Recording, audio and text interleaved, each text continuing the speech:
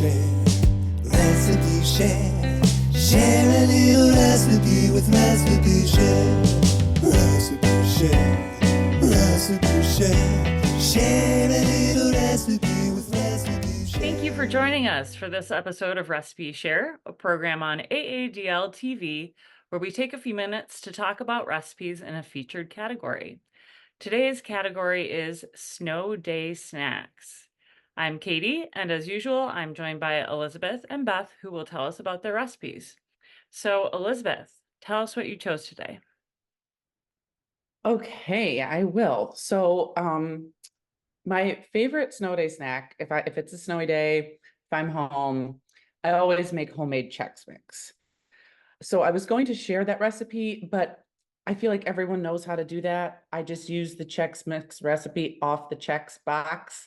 And so I was all ready to share that, but I felt like that would be a little disappointing because it's right there. It's very easy to do. I've done it for years. It's delicious, but I just thought that would be a little, a bit of a, I don't know what you want to call it, but too easy for me. So I decided to explore some other options. And I've been cooking a few recipes out of this book, Preppy Kitchen Super Easy. And I found one for something I had never made before, spanakopita bites. So spanakopita is spinach salad or spinach pie. I love it. I never make it because it involves, it's like phyllo dough and all that, and I just whatever. But this one seemed really accessible, and indeed it was. So I'm just going to show you the picture here. That's what they look like. Very cute, but it's so easy. This was really great. So you get a package of frozen spinach and you let it thaw, and then you put it in a strainer or in a cheesecloth and just squeeze out as much liquid as possible. And then you kind of are supposed to spread it out over some dish towels and let it dry for a little bit because you really don't want too much moisture. Then you can find these at basic grocery stores. They're little phyllo dough cups. And I was thrilled because it did say like, oh, if you can't find them, you can make your own. I was like, I don't want to do that. But I found them no problem. And you just set them on a baking sheet so that they're not touching. And then in a bowl, you whisk together 1 large egg, a little bit of salt and pepper. And then you add in the spinach, half a cup of feta cheese, 2 finely chopped green onions, a 1/4 cup of finely chopped fresh dill, and then the grated zest of 1 lemon. And you stir it all together. And you just take a tablespoon and plop it into the shells. And then you bake for 20 minutes. It says, or until heated through and is beginning to brown on top. The oven's at 350. I think my oven's a little slow, so I ended up doing closer to 25 minutes just to get the little bits of feta kind of crispy. And this was great. So easy to throw together, a great appetizer if you wanted to do that, but also honestly just a good snack to have. And then I threw the remainder in the fridge and kind of snacked on them over the course of a couple days. It does make 30, so kind of fun to have around, honestly, and really delicious, warm right out of the oven.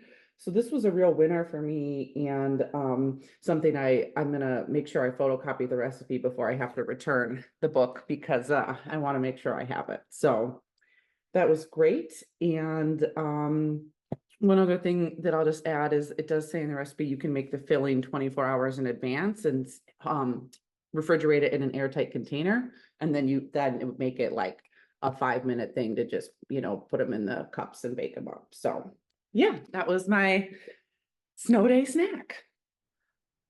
Okay, I love that. It sounds like a perfect appetizer for Thanksgiving too.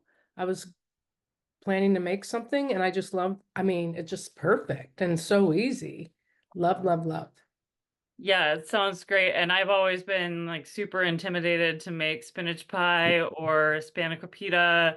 And I love those things, but like I'm not gonna go through that whole process. So that's just awesome. Shortcut. It sounds great. Excellent. Yeah, I'd recommend giving it a try, and it was really a great shortcut, as you said. So yeah. Awesome. Beth, tell us about your snow day snack. Okay, my friends. Well, I had every intention of this other recipe from an actual cookbook, but lo and behold, I'm getting ready for work a couple weeks ago, and on the Today Show, they this chef that was on there. Oh God.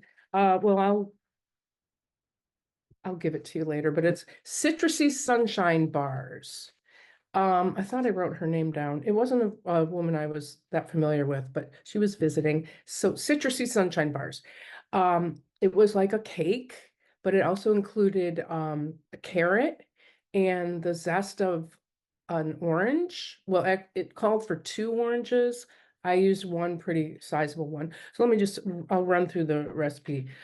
Stick of butter, sugar, brown sugar, egg, vanilla, vegetable oil.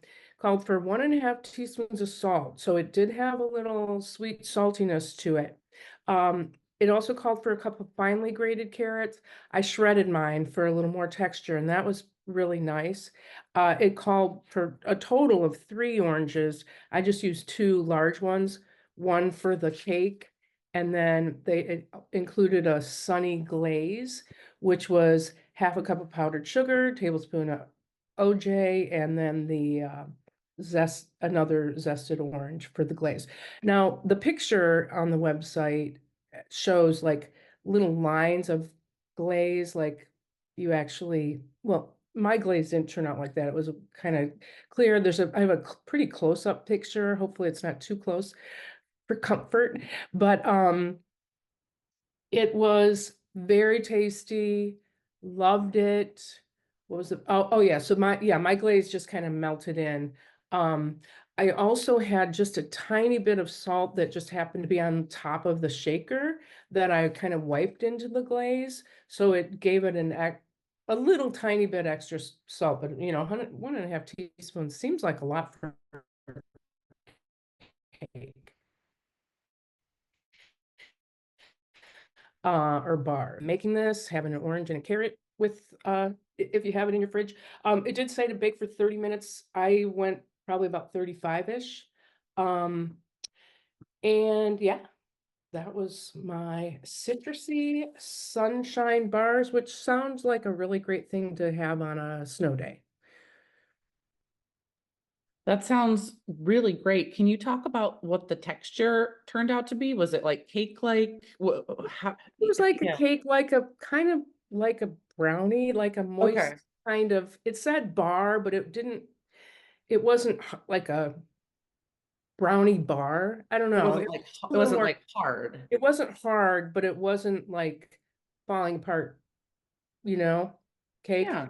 Um, let's put it, okay, so we had some for dessert when I had the little kiddos over, and they had a couple bites and they went, and then they didn't finish it. But then it sat overnight on the table, and it was, for me, perfectly fine the next day.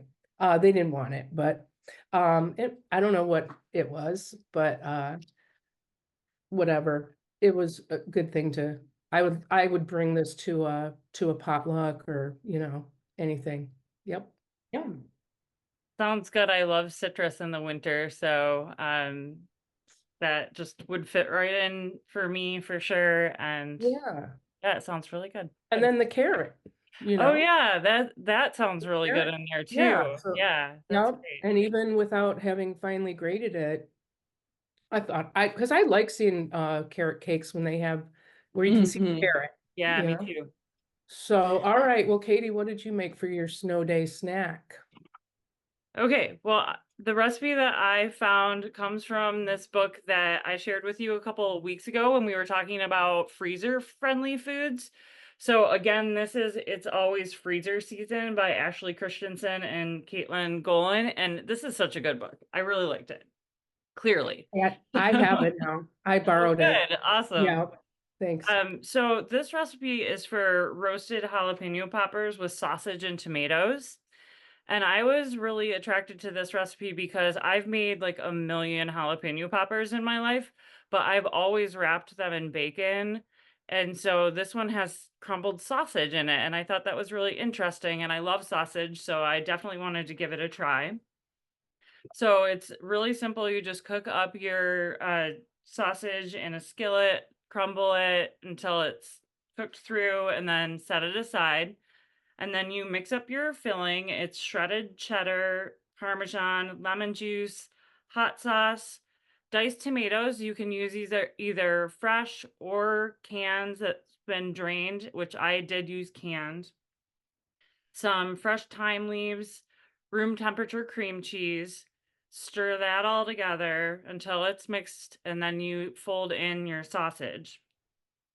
And then it calls for 15 it says small to medium jalapenos, stemmed half lengthwise, and seeds and ribs removed. But you can see in the picture in the book that these jalapenos have stems on them. And I thought that that might be really cool. I've never done that before. So I left the stems on. I just halved them and seeded them. And then you fill the jalapeno halves with filling. It says not heaping or it might run over, but I ended up with so much leftover filling here. Like, and my jalapenos were pretty big, and it calls for small to medium. So I would definitely, next time I make this, either have the filling or make sure I have more jalapenos. Um, I did end up going back out to get more jalapenos for this because I didn't want to waste the filling that I had already made. And conveniently, because this is a freezer book, it gives you the instructions on how to cook it right at this step or freeze them for later. So I ended up having a ton. So I did both. So if you want to cook them at this stage, you just throw them in the oven. It's like 15 to 20 minutes until the tops are browned. You're done, you serve them. If you want to freeze them, you arrange them on a baking tray and put so they're not touching, and then you put them in the freezer, and you can do that for like 6 hours or overnight until they're solid. That is called a formative freeze. And then you put those into your Ziploc bag, and now they can all be touching because they've all been frozen, and you just throw those in the freezer. I did end up pulling those out of the freezer when I had a couple people over to watch a football game, threw them into the oven. You just cook them for a little bit longer. So it's like 20 to 25 minutes. And they came out just as good as the ones that I made fresh. I really loved them. They were a hit with everybody that ate them. People really liked the stem on because it gives you a little handle for your popper. I love that idea. It was so cool. And I did feed these to a friend of mine who is a little spice sensitive, and I wasn't expecting him to like them, but he ate 2 of them and said they weren't that spicy. So overall, this was a wonderful recipe, and Beth, you should try it since you've got the book with you. But you both should try it. Yeah, it sounds really, really good. Yeah, I usually do just like cream cheese and cheese in my poppers, Mhm. but Yeah. that sounds amazing. I missed where the tomatoes come in. So you just maybe I might have missed that. It's in your filling mix with the cream cheese and Diced thyme. tomatoes? Yeah, diced tomatoes. So it's either canned or fresh, they said, and I used canned. So you Okay. can do either way. And just because I was like, well, if I can cut down on this prep time, I'm gonna do it. Yeah. Yeah, and it totally worked. And that gives it like a little nice bit of freshness too. And I bet that cools Yeah. the spice some as That well. that sounded really, I liked that addition, so I wanted to make sure I knew where that came in. Cool. Yeah, So and the I think you could make these veggie too, just like don't put the sausage in. And with all the cheese and the tomatoes and thyme and things like that, it would still be really delicious. I was just my gonna sister, oh, go ahead, Beth. Oh, sorry, the filling, if you might have been, could you have put it on some pasta if you didn't want to go get more jalapenos? I tried using it as like a veggie dip, and it just wasn't that great. Like, Okay, I don't know if I would put it on pasta. I thought about different uses for it, and I was just like, you know what? Just gonna yeah, get more jalapenos. especially if you can freeze them like that, Yeah, so yeah, that's definitely why. I don't know that I would have gone to that step if there wasn't like freezer instructions, right? Because I knew I could save them for later. Were you gonna say something, Elizabeth? I was just gonna say, it's just funny. I mean, I'm people who are vegetarian, that's great. I often eat veggie, but there's just some recipes where I feel like I don't want to make it veggie. Like this one, I'm like, you're like, oh, you can leave the sausage out. And I was like, well, I No, wouldn't want to though. No, I probably wouldn't either. All right. Well, I want to thank everybody for watching Recipe Share, and be sure to click the link below to look at the event page on aadl.org to find the recipes we talked about and to share your own in the comments. Join us next time when our category will be Nuts for Nuts. We're looking forward to seeing what you've been making, so thanks for sharing. Recipe share, share a little recipe